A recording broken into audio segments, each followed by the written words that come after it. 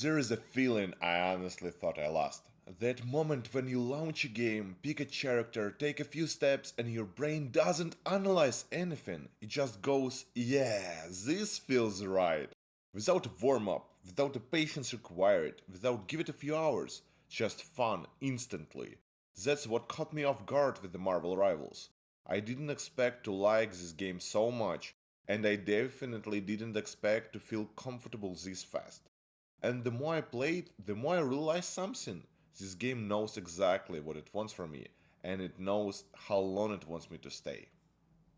Why it feels good so fast? Marvel Rivals doesn't waste your time. You load in, you pick a hero, and within the seconds you already understand your role, not because this game explaining it, but because your brain already knows it. That's a Marvel advantage. You don't need to learn who these characters are, you already feel their identity. Shield characters feel protective, mobility heroes feel reckless and fast, control characters feel calculated. And the game doesn't ask you to study before having fun, it lets you play first. And that does something important. It builds confidence immediately. You are not scared to push, you're not afraid to experiment, you're not waiting for permission to enjoy yourself.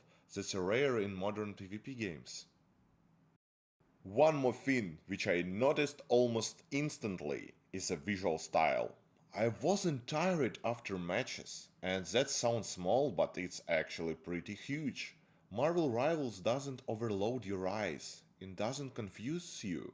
Characters have a clean silhouettes, abilities are readable, and chow still makes sense. I always knew why I died, and more importantly, who did it. That's not realism, that's like basic respect. The game respects the fact that PvP already asks a lot from your brain, so it doesn't punish you visually on top of that.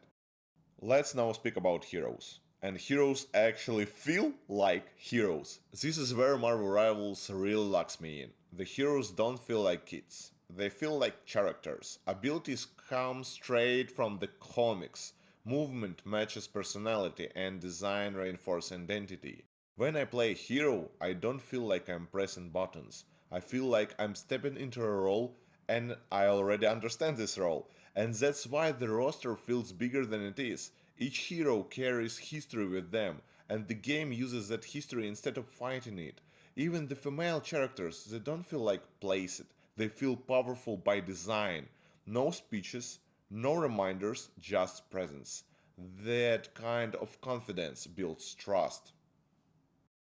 And if we already started to speak about heroes, it's important to mention that in this game we can find easy heroes and hard heroes. Marvel Rivals lets you choose how deep you want to go. Some heroes are comfortable, you pick them up and immediately contribute. Others demand real effort. For example, Spider-Man is the best example. He is not forgiving. You don't accidentally play him well. You have to learn momentum, timing, and position. And when you finally pull something off, it feels earn it.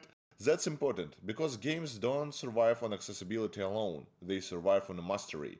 Marvel Rivals understands both.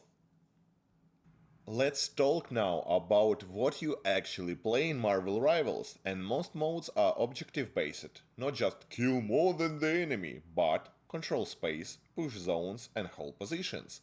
And that changes everything. You're not running around looking for highlights, you're consistently asking yourself, where should be right now? Every fight has direction, every push has timing, and you're not just reacting, you're anticipating.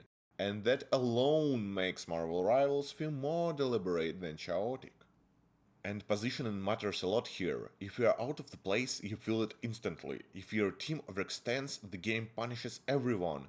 You can't brute force your way through fights. You can't ego pick your ways to win.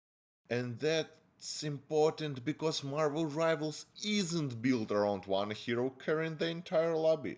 It's built around team flow, where you stand, where you engage, and when you fall back. Those decisions matter more than raw aim.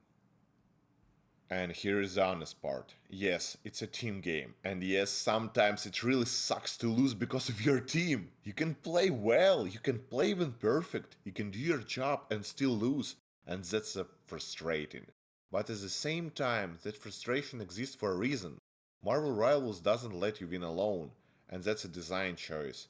It's not always fair. But it's honest. The game doesn't pretend to be something it's not.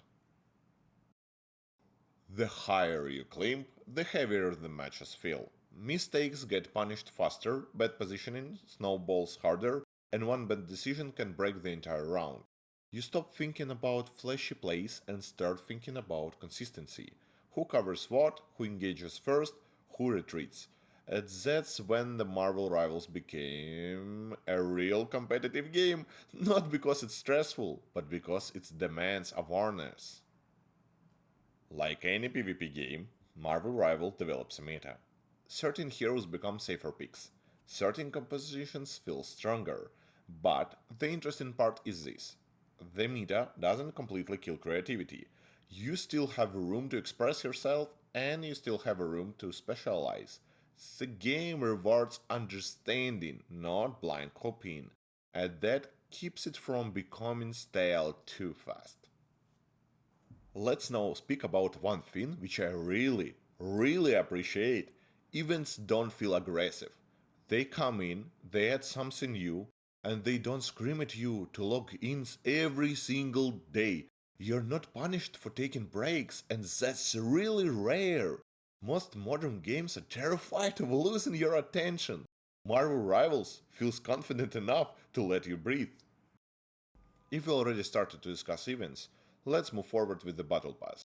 And this is one of my favorite design choices. You can buy the Battle Pass and unlock its rewards even a year later, without a seasonal panic.